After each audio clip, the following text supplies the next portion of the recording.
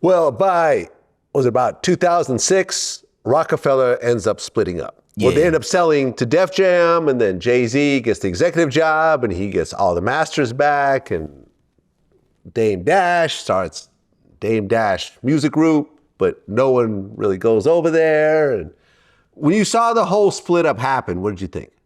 Man, it was the only thing I would make equivalent to like being in a family and two parents break up in a sense, right? Like it was like, because I seen how everybody was either going this way or that way. But none of us knew that. I ain't gonna lie, for the most part, a lot of us didn't know. I think young Chris, he did know though, because he had told me, he said something about it to me, because he used to be with Jay a lot. But it would be times where I would be with Beans and we would be with Dame all day.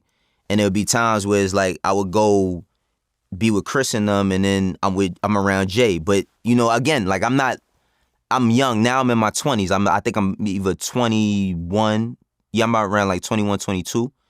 But we didn't think that it was going to go that way, right? Like when I was working at Roc-A-Fella, I thought that shit was going to last forever. That's why I started doing dumb shit like tattooing my hand and stuff. Like, you know what I mean? Like, I ain't think I was going to need another job ever again. You feel me? So it was, when it happened, it was devastating though. You know what I mean? It was devastating because people either had a side to pick or they couldn't pick a side, and you had to figure out what you was going to do next. For myself, I didn't have really a side to pick. I ended up working a regular job again. Mm-hmm. Well, when you see the core three members, Mm-hmm. Jay-Z, Dame Dash, and Biggs, and I've had some dealings with Dame Dash. It didn't go well. It's been talked about back and forth between the two of us over the years. Me and Biggs have been cool for a while. I've interviewed him a couple times. Mm-hmm. Now, at what point did you guys realize that the three of you guys were going to start going different directions? That was probably right before the sale in 2002, the first one. You know, everybody's head was in a different space, and we had so many companies and so many artists. So around that time, Dame went to Rocawear, and he was, really running that ship. And, that became a $700 million company. And Jay was doing starting to get into S. Carter. And that's when I just took over Roc-A-Fella by myself. And I have a lot of respect for Biggs. Jay, I don't know.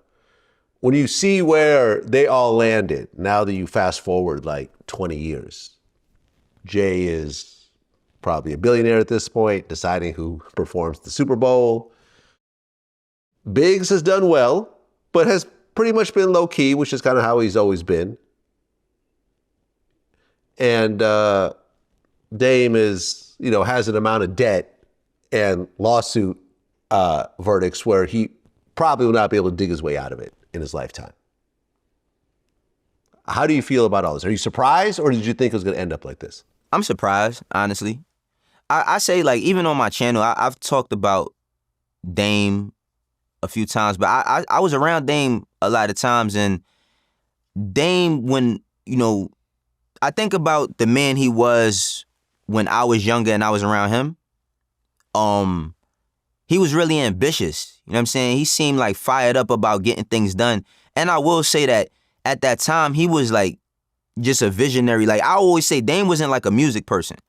He was a branding person. You know what I'm saying? Like Dame knew how to brand Roc-A-Fella from the look to, if it was a sound, what you gonna put that sound around? You feel me? As far as Biggs, like I didn't think Biggs would go to prison. You know what I mean? After, things went the way they did. But I mean, these guys. But, okay, let me just interrupt you for a sec. That's just sort of an interesting story because I've interviewed Biggs about that. It's not like Roc-A-Fella broke up and Biggs goes into a life of crime. Yeah. Like what really happened was he had a couple of friends that were, I think, moving large quantities of weed, and he decides to put them on a group call together to just help them out, and not knowing that one of them was being taped by the FBI, and now he's part of an actual conspiracy drug deal. I don't think that the amount of weed with the amount of money he had, I don't think he was actually trying to make money selling weed or anything else at that point. He just got caught up helping some old friends out. So a friend of mine asked me to connect them with somebody, and because they connected, even though they didn't do a deal, they spoke about it on the phone. That's a conspiracy, and I conspired because I connected them. So you connected a friend or someone you knew to buy a grow house in California? Yeah. I ain't tripping honestly, over it was that. a great lesson. It was a great lesson. Probably stopped me from getting into some shit after No, that. for after facts. that And the story. weed was different back then too. You know what I'm saying? And then Yeah, that's it one was thing. illegal back there. Yeah. Yeah, and one thing I learned is like one of my friends is in the feds currently, and I remember his lawyer saying to us, like his friends and family, like the feds don't have to catch you to catch you. You know what I mean? Like they could catch you on the most minute thing. All you gotta do is be here when this happens, and now you a big part of it. But what I was saying is like I didn't foresee that for Biggs. You know what I'm saying? Regardless of the circumstances, with Dame, I didn't think Dame would be where he's at today. You know what I'm saying? With people like laugh at him, and you know what I mean? He just going on saying things and not being truthful about things, saying that he's the chairman of a company, but he's not. You know what I mean? It's like I never saw that. You know what I mean? As far as Jay, like I didn't know what was gonna happen with Jay, but I knew that something good was gonna happen. Like I remember being in the studio one time when Jay came in there and said something about the Nets to me and young Chris. Like I was in the studio with Chris, and Jay said some shit about the Nets, like, yo, I'm about to be an owner in the Nets. And I remember hearing it and saying, oh, that's crazy, but then actually seeing it come to fruition.